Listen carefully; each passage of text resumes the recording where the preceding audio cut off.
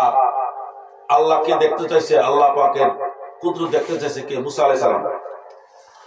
ওই তুর পাহাড়ে উঠে আল্লাহর দিকে সাক্ষাতের জন্য খেয়াল করছে, দেখে খেজুর গাছে আগুন লাগছে, লাগিয়ে পুরা পাহাড় পুইরা যায়। আগুনের ঝলক দেখে মুসা আলাইহিস সালাম বসে গেছে। কুদরত দেখো, কুদরত আগুন যখন লাগছে দিশাহারা হয়ে গেছে, বেলে বেলেছে। আছে না অনেক মানুষ বাঘের সামনে বসছে, ভয়ে কি হয়ে গেছে? অজ্ঞান হয়ে গেছে। আছে না? সাপের সামনে পড়ছে, ভয়ে বসে গেছে। আছে না এরকম? হাট দুর্বল।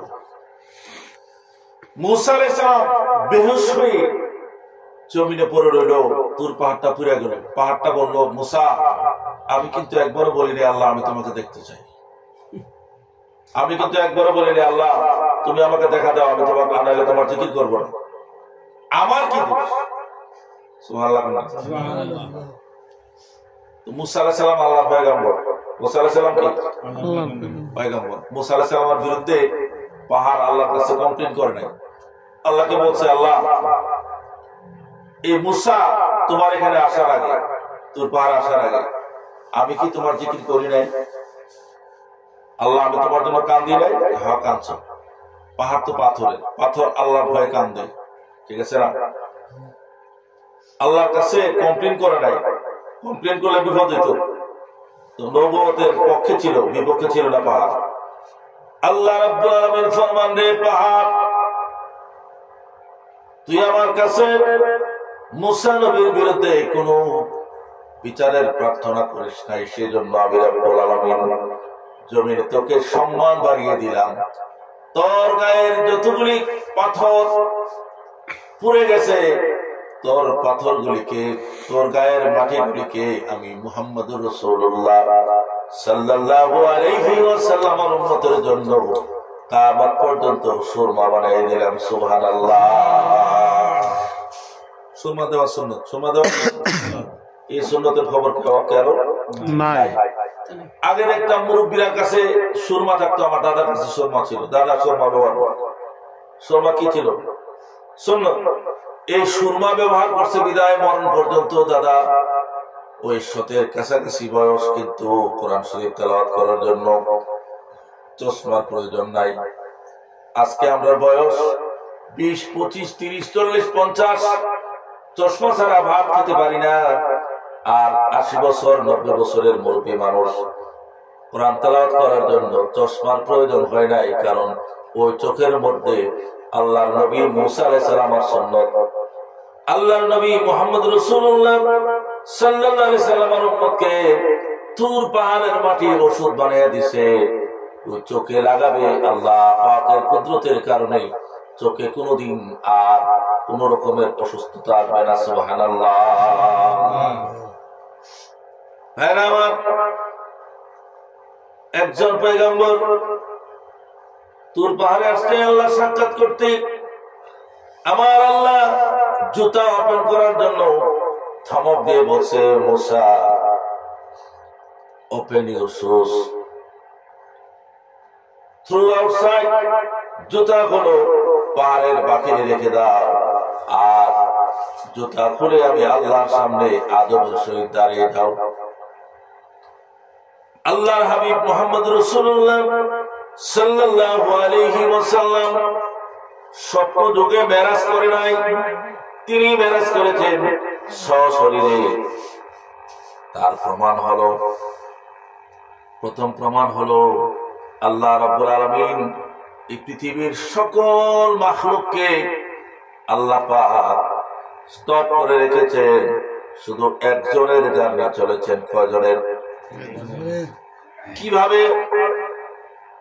জমিনের ফেরেশতারা বলছে, আল্লাহ তোমার হাবিবের দিদার চাই। আল্লাহ রাব্বুল আলামিনের সকল নবীরা বলেছে, আল্লাহ তোমার নবীর দিদার চাই, তোমার নবীকে দেখতে চাই। সমস্ত ফেরেশতারা বলছে, আল্লাহ জমিনে যত ফেরেশতা আছে সবাই বলছে, আল্লাহ তোমার হাবিবের উম্মত হিসাবে তোমার হাবিবের পেছনে একবার তোমাকে সিজদা করতে চাই।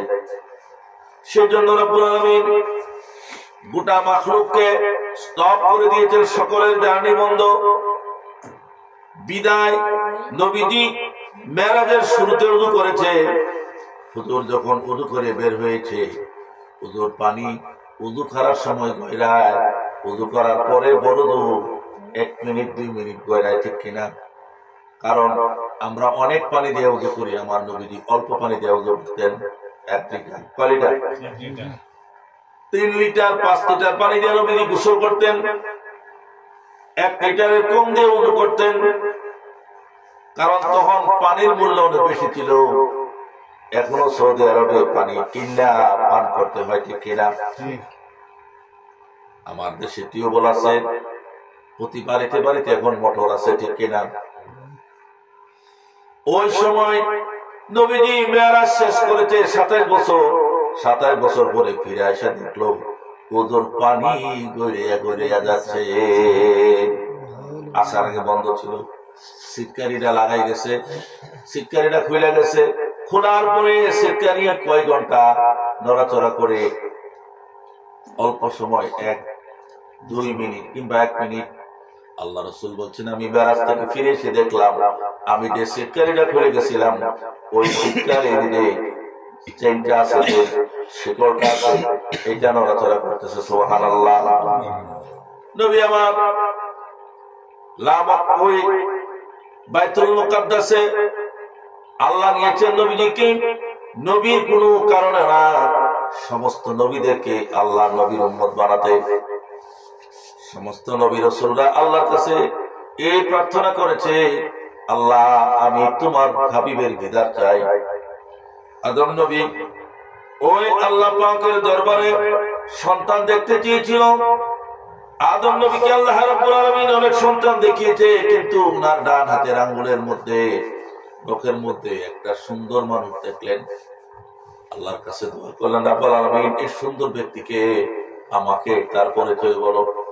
আল্লাহ রাব্বুল আলামিন বললেন, হে আদম, তোমার ওই আঙ্গুলের মধ্যে সবচেয়ে সুন্দর যিনি, তিনি হলো তোমার সবচেয়ে শ্রেষ্ঠতম সন্তান মুহাম্মাদুর রাসূলুল্লাহ সাল্লাল্লাহু আলাইহি ওয়াসাল্লাম। আল্লাহ আমি সশরীরে দেখতে চাই। সুবহানাল্লাহ। আমার আল্লাহ ফরমান, আদম সময় মতন আমি দেখাবো। কোন সময়? সময় মতন দেখাবো। আদম এত সুন্দর আমার নবীজির চেহারা মোবারক দেখে, আঙ্গুলের মধ্যে দেখে, আদম আলাইহিস সালাম ওই আঙ্গুলের মধ্যে চুমু খাইলেন, চোখে লাগাইলেন, কপালে লাগাইলেন। সুবহানাল্লাহ। আমরা লাগাইলে দোষ, আদম লাগাইছে দোষ নাই। আমরা চুমু খাইলে আমরা বলদের ফুটকির মধ্যে শোভা দেয়। আমি দিলাম, আমার দোষ হইল, আমার আব্বা দিল, দোষ হইল না, ঠিক কিনা? এই বাপ হলো তোমার আমার সকলের বাবা আদম ও সফিউল্লাহ আলাইহিস সালাম। সেজন্য আমি দেশের আলেম যারা ওয়াজ করেন, আপনাদেরকে জোর হাতে অনুরোধ করে বলবো, কিতাব পড়েন, কিতাব পড়েন। রাজনীতির বই পড়া রাজনীতি করা যায়, রাজনীতির বই না পড়াও রাজনীতি করা যায় না। তার সাথে থাকলে কোরআন হাদিস না পড়া আল্লাহ এবং রাসূলের সম্মান নিয়ে আসেন, মিলি খেলবেন না। কারণ আজান আল্লাহ, আজান কার? কিন্তু এই আজানের মধ্যে নবী আসেনি। নামাজ কার? নামাজের মধ্যে নবী আসেনি। নামাজের মধ্যে আমার নবীকে 2 রাকাত এবং 4 রাকাত, 3 রাকাত যেই নামাজে বলেন, যেখানে আত্তাহিয়াতু পড়তে হবে, এখানে আমার নবীকে সালাম দিতে হবে, আসসালামু আলাইকা আইয়ুহান নবী ওয়া রাহমাতুল্লাহি ওয়া বারাকাতুহু। আমার নবীজিকে সালাম দেওয়া ওয়াজিব। কেউ যদি ইচ্ছে করে নামাজের মধ্যে সালাম না দেন, নামাজ হবে না। যদি ভুল করে কেউ তাশাহুদ না পড়ে, সালাম না দেয়, সুজুদ সিজদা দিতে হবে, পানিশমেন্ট। সুবহানাল্লাহ। এখন যারা নামাজ পড়েন আল্লাহর জন্য, নামাজের ভিতরে আপনাকে যদি কেউ সালাম দেয়, আপনি উত্তর দিতে পারবেন না। আপনিও নামাজের মধ্যে থেকে মাকে, বাবাকে, উস্তাদকে, পীরকে, কাউকে সালাম দিতে পারবেন না। কিন্তু নামাজের ভিতরে আমার নবীকে সালাম না দিলে নামাজ হবে না, ঠিক কিনা?